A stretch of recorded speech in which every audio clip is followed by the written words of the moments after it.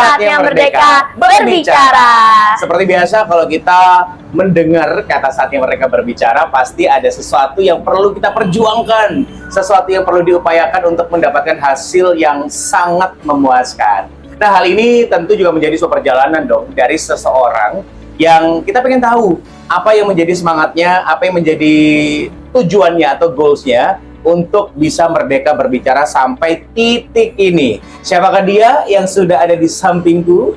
Yang tidak lain tidak bukan adalah Jolin Felicia. Hai Jolin. Halo. Apa kabar, sehat ya? Baik. Hari ini kalau kita berbicara saatnya merdeka berbicara, menurut Jolin itu seperti apa dan harus bagaimana sih saatnya merdeka berbicara itu? Kalau menurutku ya Kak, saatnya merdeka berbicara adalah kita bisa berbicara di depan banyak orang tanpa kita takut dinilai, kita takut dijudge, tapi kita tetap ngalir aja. Kita tahu apa yang mau dibicarakan, kita tahu struktur bicaranya seperti apa. Pokoknya yang penting kita awali, kita coba, salah atau Benar. benar itu jadi pembelajaran nanti, begitu Betul. kan? Nah, Jolin Felicia, seorang gadis asli kota Surabaya, kemudian mencoba peruntungan di dunia pageant, ya jadinya beruntung begitu kan, bukan buntung karena ada persiapan. Nah, kita ingin tahu bagaimana perjalanan Jolin ini dari awal, kemudian apa goalsnya, kemudian saat ini apakah ada gebrakan-gebrakan yang disiapkan untuk pageant berikutnya begitu. Kita flashback dulu Jolin, Flashback dulu. kenapa, mengapa, kapan lebih tepatnya dulu ya, untuk memutuskan terjun di dunia pageant. Kalau untuk terjun di dunia pageant tuh aku masih baru banget sih Kak. Aku masih pas itu tahun 2024 tapi di bulan 8. Berarti nggak sampai 1 tahun ya? Belum sampai 1 Fresh from the tahun. oven. Jadi kurang lebih berapa ya Jolin ya? 8 bulanan gitu kali ya? Ya, bisa jadi kurang lebih sekitar segituan deh. Ya, berarti tidak begitu lama usia di pageant Jolin Benar. begitu. Tapi kamu sudah mendapatkan sesuatu yang wow Banyak, banget ya. iya. Banyak pengalaman juga begitu. Nah, sebenarnya dari tahun 2024 bulan Agustus itu apa yang membuat kamu tertarik untuk terjun? Awalnya itu sih karena coba-coba, terus kok lama-lama kok ketagihan. Iklan banget ya sih.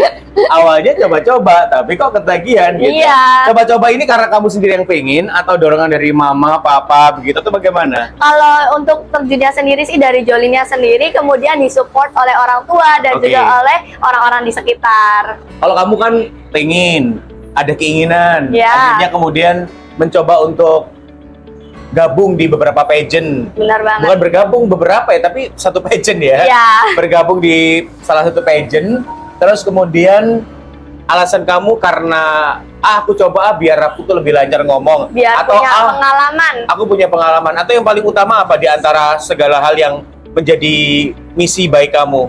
Kalau untuk aku sih untuk menyuarakan untuk kedepannya untuk para generasi muda supaya aku bisa menjadi contoh yang baik untuk mereka, bisa menjadi teladan yang baik gitu. Oke.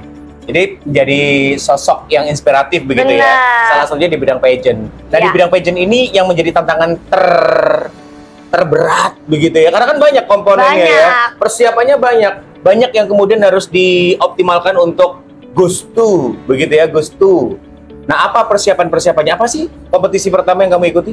Kompetisi pertama yang aku ikuti itu ada Putri Kain Nusantara. Nah, kemudian yang kedua ada Putri Remaja Jawa Timur. Oke, nah kalau kita lihat kan memang perjalanan pageant dari seorang Jolin Felicia ini kan beberapa ya. Ya, ada Nah. beberapa. Tadi sudah tahu nih alasannya karena pengen menjadi lebih inspiratif di usia remajanya. Pasti ada dong persiapan-persiapan yang sudah dilakukan, persiapan Ada. matang begitu. Apa yang paling menantang dari segala persiapan? Kalau yang paling menantang itu pastinya ada banyak ya, karena kan kita bukan hanya berjalan aja, tapi kita juga harus mempunyai bakat, kita harus bisa ngomong di depan banyak orang, kemudian kita juga bisa ngelit para remaja sekarang.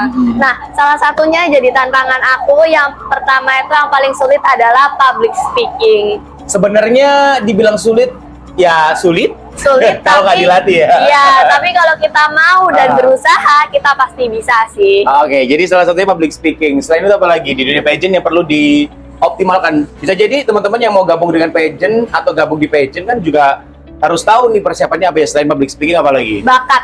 Bakat, talenta ya. Talentanya harus disiapkan dengan matang. Kemudian yang ketiga adalah advokasi. Advokasi.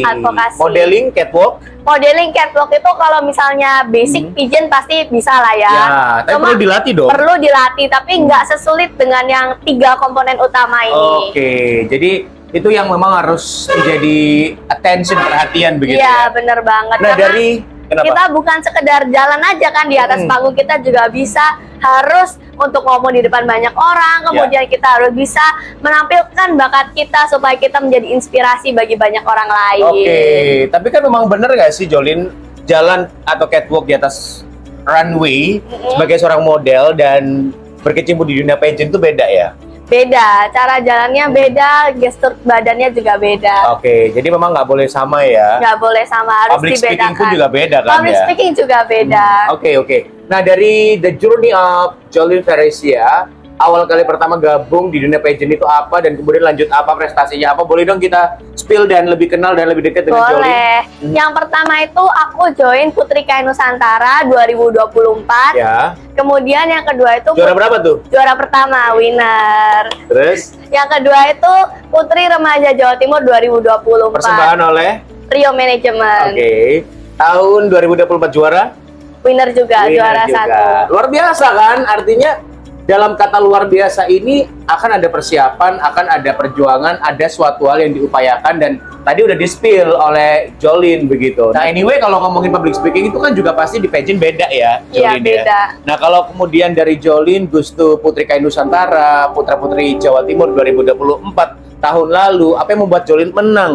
Public speakingnya apakah kemudian hanya bisa ngomong di atas panggung atau bagaimana Jolin? Enggak, kita juga bisa memanage waktu ya, karena misalnya kita mau deep interview, kita mau motion challenge, kemudian kita mau press conference, kita kan pasti diberi waktu, misalnya 30 sampai 60 detik.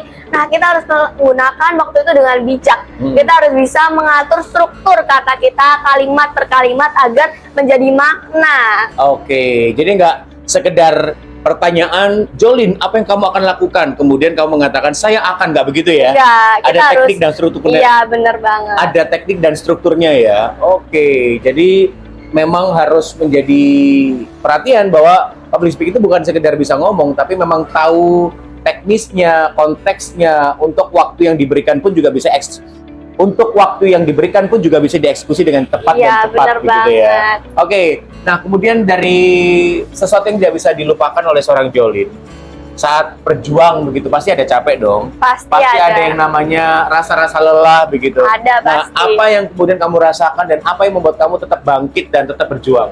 Kalau Jolin sendiri pasti pernah sempet down ya, pas awal-awal karena kaget kan, oh ternyata gini ya untuk melakukan di dunia pageant tuh bukan hanya jalan mulus, enggak, tapi ada tantangannya. Kita harus latihan terus, belajar terus, harus meluangkan waktu untuk prepare ke semuanya. Nah, tapi salah satu yang membuat Jolin bangkit itu pasti orang-orang di sekitar Jolin yang udah support Jolin, kemudian para guru-guru, coach, keluarga, teman-teman, gitu sih Kak. Oke, kalau membagi waktu karena kan kamu juga bukan seseorang yang nganggur ya, maksudnya nggak hanya sekedar fokus Iya. lomba, tapi kan juga ada les, Iya, ada pelajaran, sekolah. Nah, bagaimana kamu membagi waktu untuk bisa tetap waras, waras ini tetap sehat secara mental gitu loh. Karena kan capek itu kadang-kadang moodnya nggak bagus dong. Iya nggak benar, sih? tapi kan sebagai seorang pigeon kita untuk dilihat banyak orang, gimana pun kita harus sambil senyum, kita harus bisa dalam posisi yang baik. Nah kalau gitu salah satu caranya itu Jolin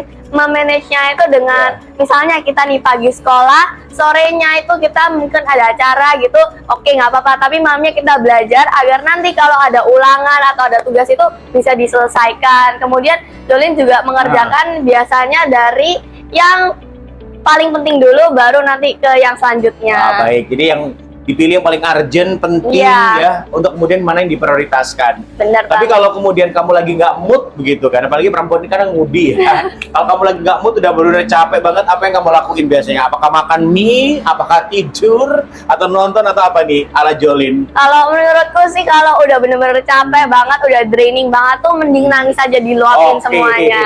Jadi lebih bisa ekspresif ya. Iya. Pasti aku yakin setiap orang punya cara untuk bisa melakukan stress release ya. Iya bener banget. Biar tetap bisa kembali berjuang di tengah keterbatasan yang sedang dialami dengan segala persoalan setiap orang. Nah, Jolin, yang bisa kita berikan ke teman-teman dong, pageant lovers atau teman-teman yang saat ini mau bergabung di dunia pageant yang ikut lomba kompetisi, apa yang perlu kemudian disemangati nih dari Jolin, Karisia ke teman-teman? Kalau menurut Jolin sih, kita harus tetap berjuang ya untuk mencapai apa yang kita mau. Kemudian kalau ada masalah atau lagi capek itu jangan dipendam, tapi dikeluarkan aja, diluapkan aja. Kemudian support dari orang-orang di sekitar kita itu juga penting banget. Terus persiapan tuh harus mateng. Jadi kalau udah nyebur, ya udah harus kalian basah ya, nggak boleh setengah-setengah. Oke, jadi nggak boleh setengah-setengah ya. Iya. Ngebuat video nggak boleh asal-asalan. Nggak boleh.